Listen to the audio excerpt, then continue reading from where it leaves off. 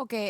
ഇതിൽ CAA നേരിടാനായി നിയമപരമായ വഴി മാത്രമാണ് സുപ്രീം കോടതിയെ സമീപിക്കുക. അതിപ്പോൾ സമീപിച്ച് കഴിഞ്ഞിരിക്കുകയാണ്. അത് മാത്രമാണ് സംസ്ഥാനത്തിന് മുന്നിലുള്ള വഴി എന്നത് വ്യക്തമാണ്. കാരണം കേന്ദ്ര നിയമം നടപ്പാക്കില്ല, അങ്ങനെ തീരുമാനിക്കാൻ ഒരു സംസ്ഥാനത്തിന് അധികാരമില്ല. അങ്ങനെ ഒരു അധികാരമുണ്ട്, ഞങ്ങൾ നടപ്പാക്കില്ല എന്നൊക്കെ പറയുന്നത് വെറും തെരഞ്ഞെടുപ്പ് സ്റ്റണ്ട് മാത്രമാണ്. അങ്ങനെ ഒരു പ്രഖ്യാപനം നടത്താം, വോട്ട് പിടിക്കാം.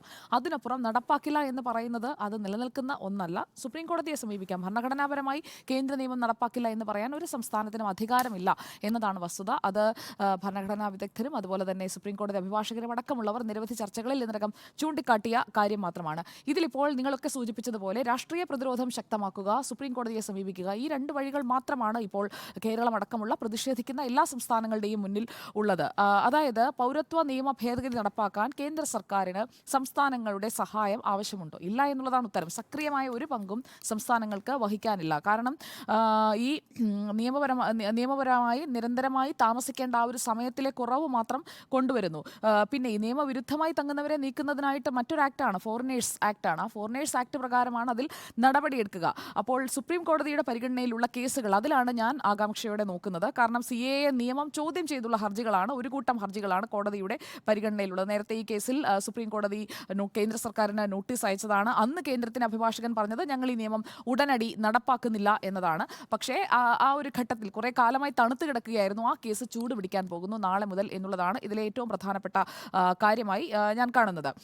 പിന്നെ ഈ രാഷ്ട്രീയ പ്രതിരോധം ശക്തമായി എങ്ങനെയാണ് മുന്നോട്ട് കൊണ്ടുപോവുക എന്നതും പ്രധാനപ്പെട്ട കാര്യമാണല്ലോ. രാഷ്ട്രീയ പ്രതിരോധം പ്രതിഷേധങ്ങളിലൂടെ, ഇന്നിപ്പോൾ രാജ്ഭവന് മുന്നിൽ കണ്ട പ്രതിഷേധമൊക്കെ അതിൻ്റെ ഒരു തുടക്കം മാത്രമാണ്. വിവിധ സംഘടനകൾ, ഓരോരോ സംഘടനകളായി, അത് യുവജന സംഘടനകളുണ്ടാകും, മതസംഘടനകളുണ്ടാകും, രാഷ്ട്രീയ സംഘടനകളുണ്ടാകും. എല്ലാം രാജ്ഭവനായിരിക്കുമല്ലോ, കാരണം ഗവർണർ അവിടെയാണ്. അതുകൊണ്ട് രാജ്ഭവനായിരിക്കും. പിന്നെ അതുപോലെ തന്നെ കേന്ദ്ര സർക്കാർ സ്ഥാപനങ്ങളുടെ മുന്നിലുള്ള സമരങ്ങൾ.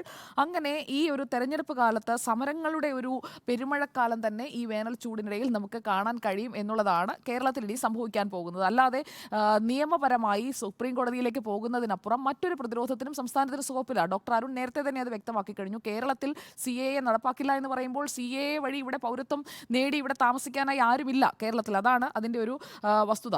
തമിഴ്നാട്, കേരളം അടക്കമുള്ള സംസ്ഥാനങ്ങളൊക്കെ ഇതിനകം തന്നെ ഈ പറഞ്ഞ വാചകമാണ്, സിറ്റിസൺഷിപ്പ് അമെൻമെന്റ് ആക്ട്, അത് ഞങ്ങൾ നടപ്പാക്കില്ല എന്ന് പറഞ്ഞ സംസ്ഥാനങ്ങളാണ്. അതിൽ PDT ആചാരി കഴിഞ്ഞ ദിവസം ചർച്ചകളിലൊക്കെ വന്നിരുന്നപ്പോൾ അദ്ദേഹം കൃത്യമായി തന്നെ പറഞ്ഞത് ഈ ആർട്ടിക്കിൾ 256 കുറിച്ചാണ്. അപ്പോൾ ആർട്ടിക്കിൾ 256 പറയുന്നത് എന്താണ്? Article 256 obligation of states and union, അതിൽ പറയുന്നത് എന്താണ്? The executive power of every state shall be so exercise as to ensure compliance with the laws made by the parliament and any existing laws which apply in that state and the executive power of the union shall extend to the giving of such directions to a state as may appear to the government of India to be necessary for that purpose. അപ്പോൾ ഈ article 256 അനുസരിച്ച് മറ്റൊരു ഓപ്ഷനും ഇല്ല. No options left. ഓരോ സംസ്ഥാന സർക്കാരുകൾക്ക് സ്വന്തമായി അങ്ങ് തീരുമാനിക്കാനൊന്നും കഴിയില്ല. അത് ജില്ലാതല കൗൺസിലുകൾ, ഓൺലൈൻ പോർട്ടലുകൾ, എങ്ങനെയാണോ CAA വഴി പൗരത്വം നൽകാൻ ഉദ്ദേശിക്കുന്നത് ആ നടപടി അവിടെ നടക്കും.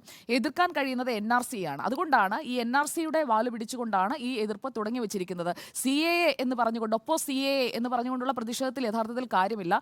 എതിർക്കേണ്ടത് NRCയെ ആണ്. അപ്പോൾ നേരിട്ടതിനെ എതിർക്കാതെ ഇപ്പോൾ ചട്ടങ്ങൾ വിജ്ഞാപനം ചെയ്തിരിക്കുന്ന CAA എതിർക്കുന്നു, NRC വരുന്നു എന്ന് പറയുന്നു. അങ്ങനെ ഒരു ഞാൻ കഴിഞ്ഞ ദിവസവും പറഞ്ഞത് ഒരു ഫിയർ മോങ്കറിംഗ് ആണ് ഇവിടെ കൊണ്ടുവരുന്നത്. ആളുകളെ പേടിപ്പിക്കുകയാണ്. ദാ വരുന്നു, നിങ്ങളെല്ലാം പുറത്താകും, നിങ്ങൾക്ക് ഇവിടെ താമസിക്കാൻ പറ്റാതെയാകും എന്ന് പറഞ്ഞുകൊണ്ട് മുസ്ലിങ്ങളെ പേടിപ്പിക്കുകയാണ്. യഥാർത്ഥത്തിൽ ഇവിടെ താമസിക്കുന്ന ആരുടെ പൗരത്വമാണ്, അല്ലെങ്കിൽ പൗരത്വ നിയമ ഭേദഗതി, ഈ CAA മൂലം രാജ്യത്തിന് പുറത്താകുന്ന ഒരാൾ പോലും ഇല്ല എന്നുള്ള ഒരു വസ്തുത മനസ്സിലാക്കി പോകണം എന്നുള്ളതാണ് എനിക്ക് പറയാനുള്ള അഭ്യർത്ഥന.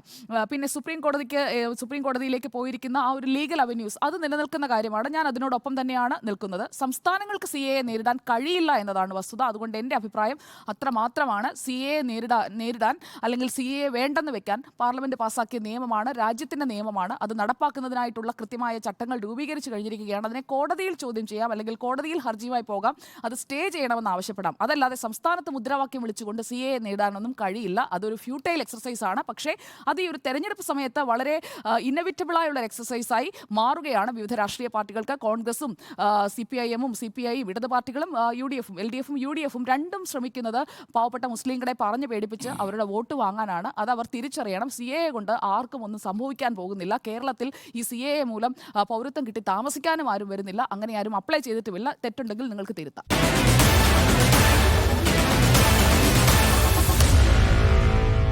Meet the editors.